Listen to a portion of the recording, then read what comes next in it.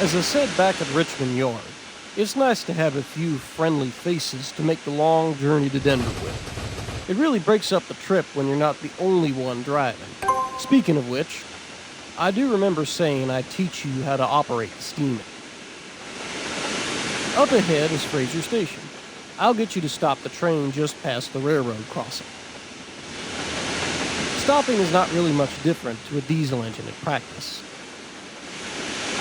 When you see the stop navigation point up ahead, I'll get you to cycle to the regulator with the X button and set it to 0% with the right bumper.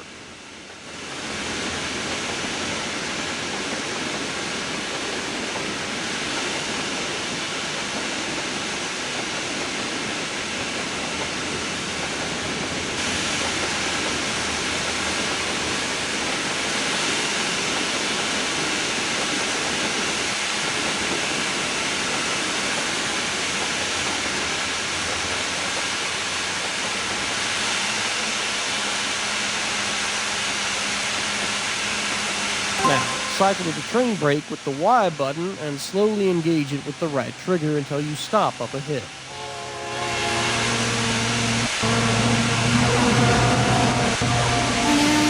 Don't forget to hold down the right thumbstick and give a big hello by sounding your whistle when passing another train.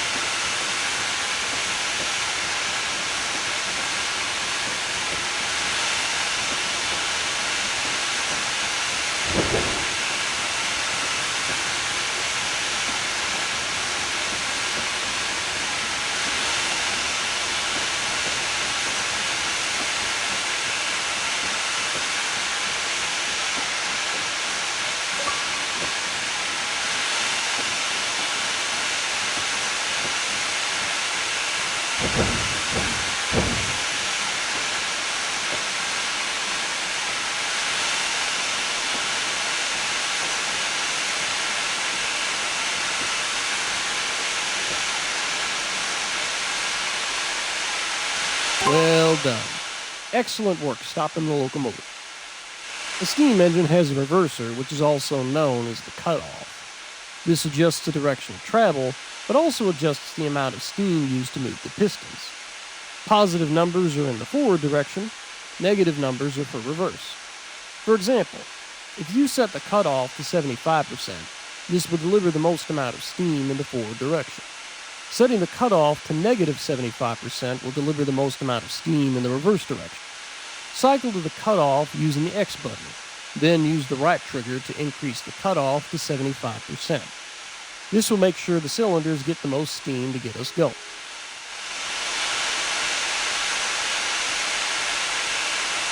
It's a good idea to put the loco brake on before releasing the train brake. This prevents the train rolling away as we wait for the train pipe pressure to build and brakes to release across the entire train. Cycle to the loco brake with the Y button, then set it to 100% with the right trigger, so the loco has its brake applied fully.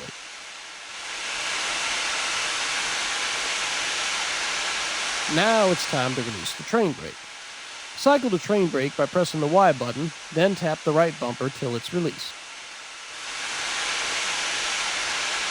Much like a throttle in the diesel engine, a steam engine has a throttle which is known as the regulator. The regulator adjusts the amount of steam that is allowed to enter the cylinder. By opening or closing the regulator valve, you can directly control the flow of steam, which in turn determines the engine's power output. Getting a steam engine up and running requires a fair amount of skill and precision. It's not as easy as the diesel engines you're used to, Let's see how you go. When you're ready, you'll want to release the loco brake and then increase the regulator just a little to start the train moving. Open the regulator up too much when starting off, and you'll get wheel slip and can start to slide back down the hill. Cycle to the loco brake with the Y button and use the right bumper to release it.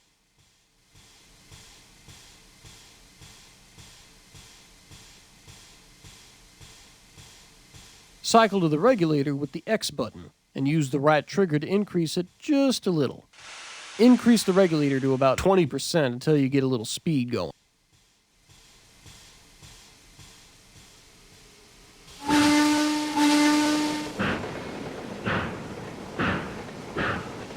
If you need to, tapping the right bumper will decrease the regulator. Now, increase the regulator to around 30% to keep increasing your speed slowly. You've managed to get the steam train chugging along nicely. Well done. Continue to open up the regulator slowly as your speed increases.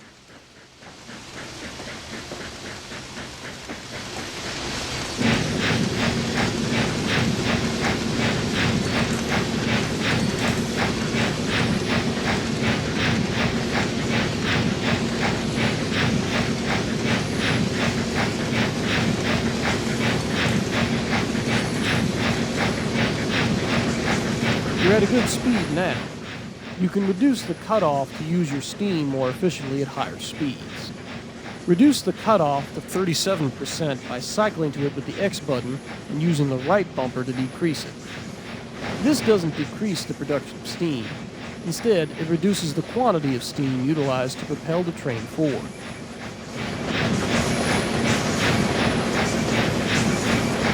If you'd like to see more detailed information on what the steam engine is doing, try toggling on the readouts.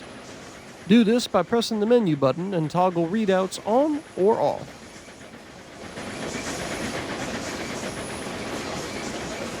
Monitor your coal and water levels closely, as maintaining these is crucial for the efficient and safe operation of a steam engine. Ideally, you want to keep coal close to 100% when you need lots of steam. If coal starts to drop, you can cycle to it by pressing the X button, then use the right trigger to increase the rate at which coal is added. If you need to decrease the coal rate, use the right bumper. You want to keep your water levels around about 50 to 70%. Cycle the water using the X button, then use the right trigger to increase the rate at which water is added. If you need to decrease the water rate, use the right bumper.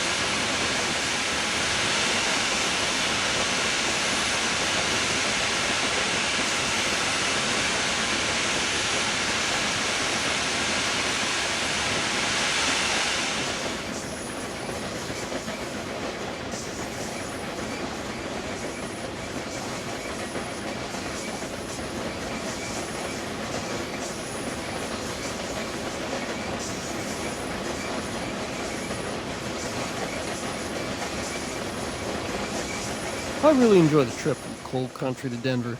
The countryside is just so beautiful. The mountain ranges always take my breath away. I had hoped to purchase a block of land out this way, but unfortunately my wife can't give up the little avocado farm we have back at coal country.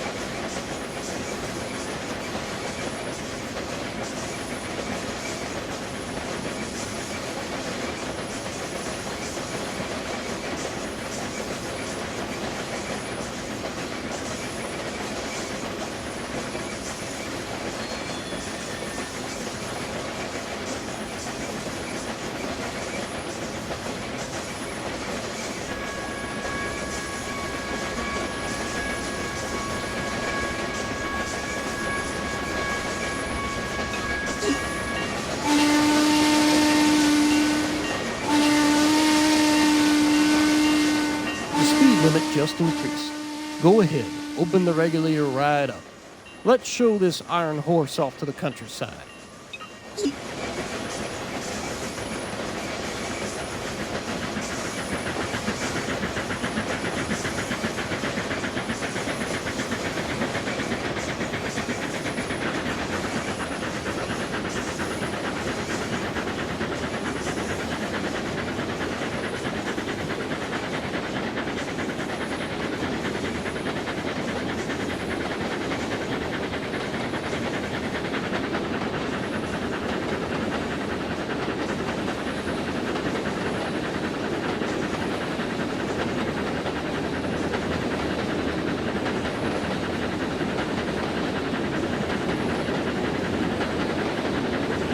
There's so many beautiful houses that overlook the range. Eventually, my wife and I might end up out this way. You never know.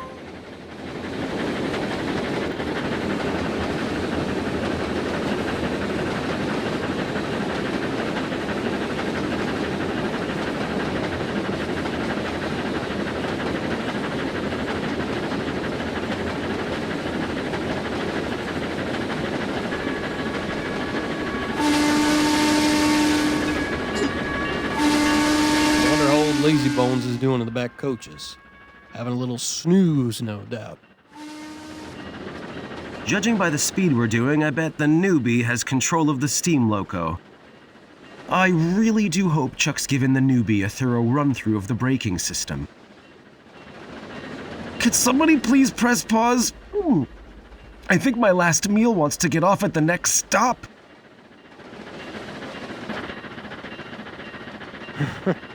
I imagine Rusty's sleeping like a baby back there in those comfy coaches.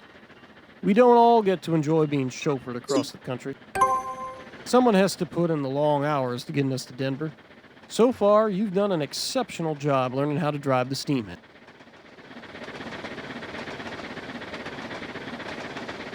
Up ahead is Moffat Tunnel. To avoid the steam going everywhere as we pass through, I've contacted a couple of my buddies to pull us through and out the other side. As you get closer, I'll get you to apply the brake and stop where indicated. Once you stop, they will couple to our steam engine and start taking us through the tunnel.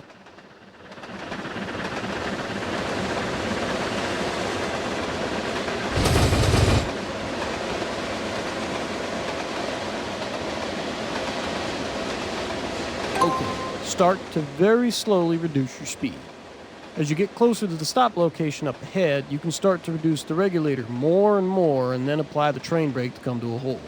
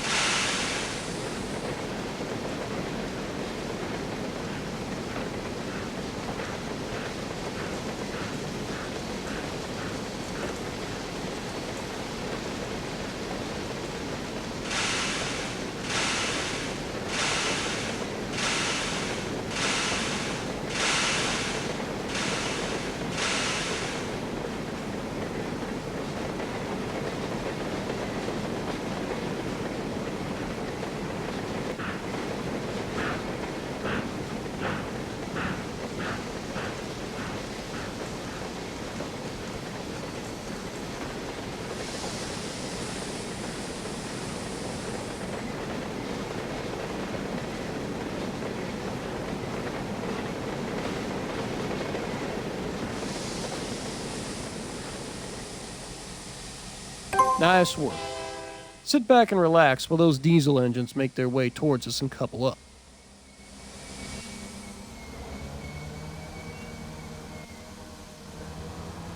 Were you setting a new land speed record a few miles back, newbie? I bet Chuck encouraged you. The newbie did great. I don't know how someone passes judgment when they slept the entire way. Huh. Slept the entire way? I was lucky to remain in my seat. Well, next time, we'll get you to drive the entire way and the newbie and I will ride first class. Okay, fine. It wasn't that bad, I admit. Good. But you're still driving next time. Thanks, Chuck.